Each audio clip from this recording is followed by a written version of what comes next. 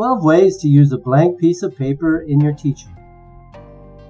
Nowadays, there's so much technology for teachers to use in their lessons. However, sometimes old school works fine. Even better, think about a blank piece of paper. It is such an incredible teaching material if you just know how to use it. The writer E.B. White once said, "Even now, this late in the day, a blank sheet of paper holds the greatest excitement there is for me, more promising than a silver cloud and prettier than a red wagon." I agree. And today I'd like to share with you 12 simple ways to use a blank piece of paper for almost instant class lessons. Hi, I'm David, professor, teacher, trainer, and host of this channel. Please give us a like and subscribe to help our efforts to support teachers and students. Thanks. Find in the description a link to a full post and infographic about these 12 ways to use a blank piece of paper. So, number 1, as an organizer. Graphic organizers are so handy and perfect for assessing student prior knowledge or summarizing their understanding of lesson content. Why use a prepared one when students can use a blank piece of paper, draw, and make their own? Mind maps, lists, Venn diagrams, charts, it's all possible. Number 2, as a vocabulary aid. Students can draw and label to show their knowledge and reinforce the learning of your lesson theme. Students love to draw, so you'll be set. Number 3, bookmaking. Use 4 or 5 pieces of paper, fold them hamburger style, and then staple the fold. Voila! You have a blank book. Inside, students can write their own stories, make their own books about topics, and more. Draw to add context. After, read and share and make your own student-created book library. Number 4, poem writing. Students can write all kinds of poems using a blank piece of paper. Acrostics and cinquains are perfect for this. Students complete using their full sheet of paper to produce an easy-to-share and read poem poster. Number 5, as a whiteboard. Laminate pieces of paper or put them inside a plastic wrap. Then provide one to each student to use as a whiteboard with a dry erase marker.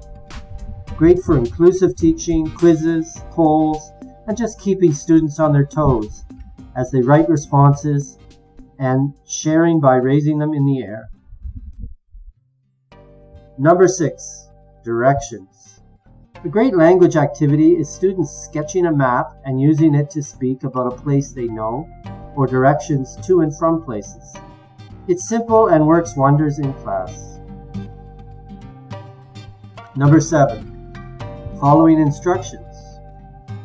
There are so many crafts that students can make by following instructions and using their piece of paper.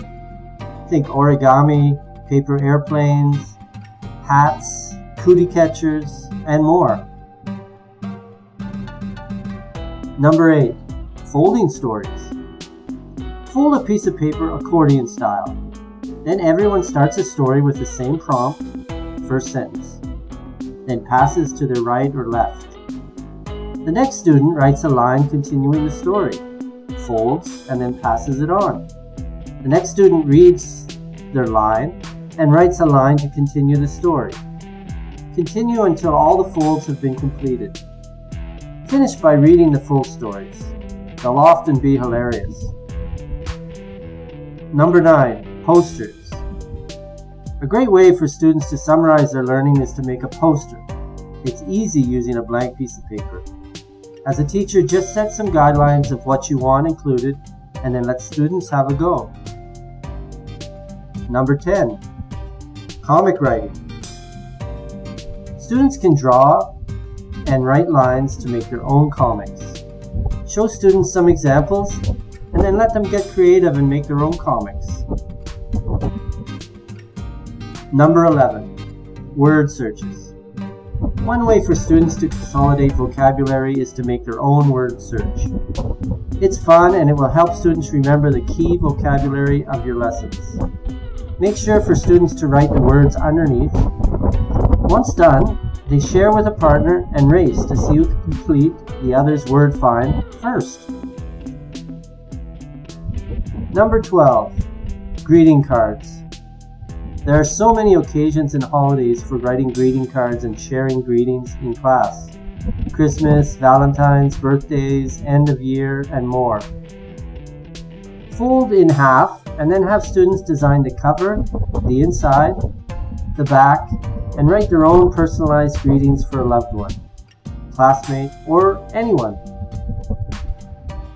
So there you have it, a dozen simple ways to use a blank piece of paper when teaching. We hope some of them have inspired you. Again, see the link in the description for a full post with more activities.